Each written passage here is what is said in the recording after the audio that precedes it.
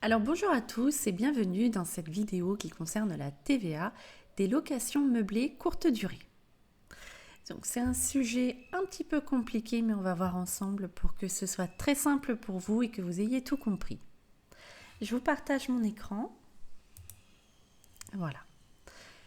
Alors normalement en France, le code des impôts prévoit qu'on est exonéré de TVA dans les locations meublées.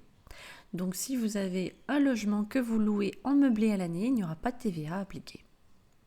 Par contre, si votre meublé commence à ressembler à un hôtel, eh bien là, il y aura une TVA de 10% à rajouter, à collecter et à reverser après à l'État. Ça s'appelle le secteur para-hôtelier. Alors, quand est-ce que ça bascule? Quand est-ce qu'on devient secteur para-hôtelier? Eh bien, lorsque on propose 3 services sur les 4 possibles. Donc les 4 possibles, c'est le petit déjeuner, le ménage, le linge et la réception de la clientèle. Donc par exemple, si vous avez un voyageur qui vient pour 3 jours, vous lui faites le ménage, vous lui fournissez le linge et vous l'accueillez, et bien là, le voyageur aura une TVA de 10% en plus de son séjour.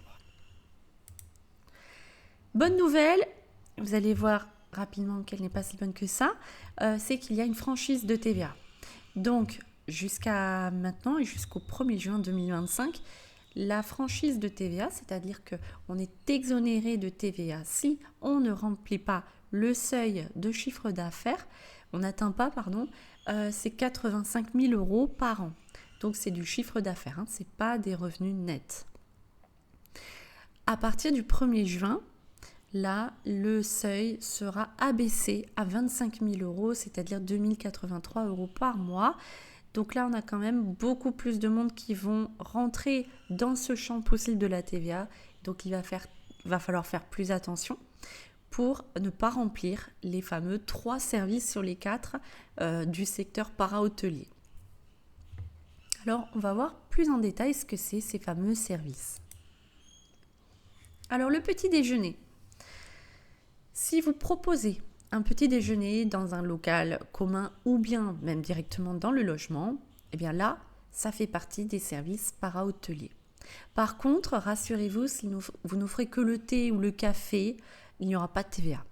Si vous ne faites que conseiller une boulangerie ou bien un café, pas de TVA parce que le client ne vous paye pas à vous, il va payer directement là-bas. Autre critère, c'est le ménage. Donc là, il faut faire la distinction entre les séjours de plus d'une semaine et de moins d'une semaine, c'est-à-dire moins de 6 nuits.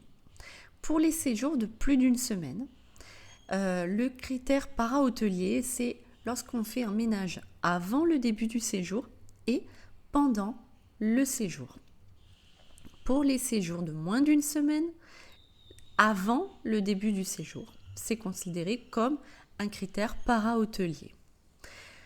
Alors, c'est compliqué de ne pas faire de ménage du tout, d'héberger quelqu'un dans un logement sale. Donc, comment on peut faire? Astuce. Eh bien, justement, ne pas faire le ménage. Laisser un kit de nettoyage au voyageur, lui demander de faire lui-même le ménage, de rendre l'appartement, le logement dans l'état dans lequel il l'a trouvé. Avantage pour lui, il va économiser des frais de ménage, sa location va lui coûter moins cher. Et vous, par contre, vous allez lui facturer des frais de gestion pour aller quand même vérifier, faire un petit état des lieux que tout est en ordre, qu'il ne manque rien, rien ne soit cassé, que le ménage a bien été fait. Parce que, forcément, tout le monde n'a pas la même façon de faire le ménage, mais ce ne sont pas des frais de ménage, ce sont des frais de gestion. Pour les séjours de plus d'une semaine, alors là, c'est encore plus simple puisqu'on a dit qu'il faut que le ménage soit fait avant et pendant. Donc là, c'est très simple, il suffit de le faire avant, mais pas pendant. Donc, si vous avez un voyageur qui vient pour plus d'une semaine, vous ne lui proposez rien d'autre qu'un kit de nettoyage et il entretiendra lui-même son logement. Ou alors, vous pouvez lui proposer un nettoyage tous les 15 jours. Ce n'est pas assez fréquent pour que ce soit considéré comme un critère para-hôtelier. Alors, autre remarque, mais là, elle est un petit peu limite, donc à faire valider.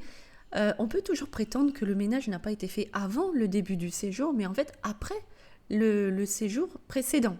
En réalité, c'est ce qu'on fait finalement, hein. On nettoie toujours le logement après le voyageur. Mais on pourrait l'argumenter, sauf qu'on risque quand même aussi que le fisc nous rattrape et que ce soit finalement retoqué. Par rapport au linge, le linge aussi peut être considéré comme un critère para-hôtelier, c'est le linge de lit et de toilette, c'est-à-dire les draps, les serviettes. Pour les séjours de plus d'une semaine, là aussi on a la distinction. Donc changement de linge avant le début et renouvellement régulier pendant le séjour.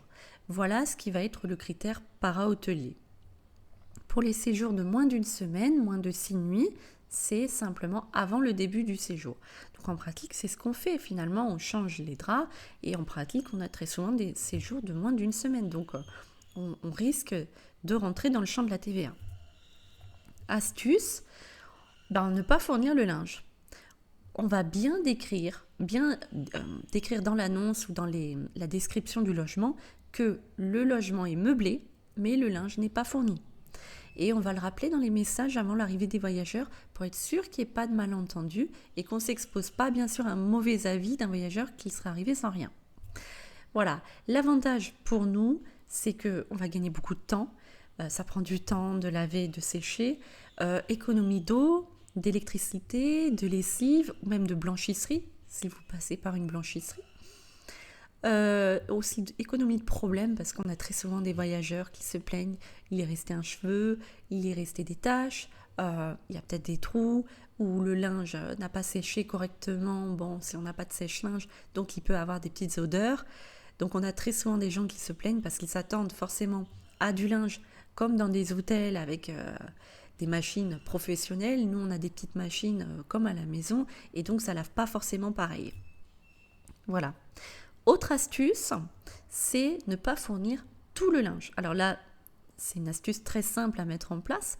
Vu qu'on a dit que le critère para-hôtelier, c'est le linge de lit et de toilette, on va simplement fournir le linge de lit pour éviter qu'il y ait des quiproquos, mais on va dire, attention, il faut que vous apportiez vos serviettes. Là, les voyageurs peuvent tout à fait comprendre et ça risque de ne pas poser de problème du tout. Pour les séjours de plus d'une semaine, c'est comme tout à l'heure pour le ménage, il suffira simplement de ne pas renouveler le linge lorsque le voyageur reste plus longtemps. On peut mettre à disposition une machine à laver, nous c'est ce qu'on fait de toute façon, comme ça même pour les séjours courts, les gens apprécient pouvoir laver leur linge sale et donc ils ont leur machine. On prévoit l'étendoir bien sûr, on prévoit pour les séjours longs du linge de rechange, comme ça ils peuvent en même temps laver le temps que ça sèche, avoir un autre kit de drap. Voilà. Si vous voulez pas vous embêter avec tout ça, vous limitez tout simplement tous les séjours à une semaine minimum et puis vous approvisionnez en linge propre au début et vous ne vous en occupez plus après. Ce sera le voyageur qui s'occupera de son linge.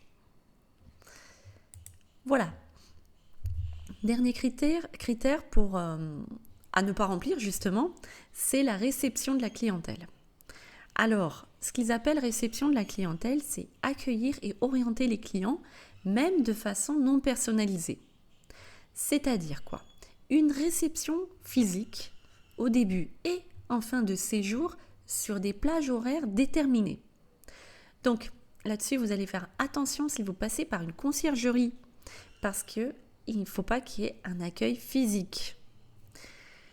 Autre possibilité, vous proposez le choix entre un accueil physique avec remise des clés et un accueil par dispositif de communication électronique avec boîte à clés. Le fait de proposer ce choix, même si la personne finalement préfère la boîte à clés, le fait qu'il y ait eu le choix, vous rentrez dans un critère para-hôtelier, donc avec TVA de 10%. Donc ce qu'on va faire là, c'est hyper simple. Il y aura simplement une boîte à clés. C'est écrit très clairement dans la circulaire. Donc la boîte à clés uniquement ne valide pas le critère para-hôtelier. Vous pouvez aussi passer par des dispositifs comme Kinest, où il y a des emplacements où les gens peuvent récupérer leurs clés sans un accueil physique. Voilà. Donc, très simplement, les boîtes à clés vont nous permettre d'éviter de valider ce critère et on a dit, dès lors qu'on n'a pas 3 critères, même si vous avez les 2 autres, donc vous faites le ménage comme vous faites habituellement, le linge comme vous faites habituellement, simplement, vous ne proposez pas d'accueil physique et donc vous ne validez pas, vous n'aurez pas de TVA qui s'applique. Voilà, même si vous dépassez les 85 000 € de chiffre d'affaires par an, vous pouvez vous en donner à cœur joie de faire le ménage comme vous voulez, autant de fois que vous voulez, et voilà, pour satisfaire les clients sans appliquer la TVA. Alors oui, parce que quelles conséquences cela a ? La TVA, ça va tout simplement augmenter les prix de 10%. Donc pour une nuit à 100 €, ça passera à 110 € pour le voyageur. Pour une semaine à 700 €, ça passera à 770 €. Donc effectivement, vous allez être en concurrence avec les gens qui n'ont par exemple qu'un seul logement ou qui ne louent leur résidence principale que l'été. Et donc, ils vont peut-être être sous le seuil d'exonération de TVA, moins des 25 000 €. Donc là, on va tomber en concurrence avec ces gens-là qui ne remplissent pas le seuil et à être moins compétitifs au niveau des prix. Donc nous, si on baisse nos prix, quelque part, ça revient en fait finalement à s'appliquer soi-même cette TVA.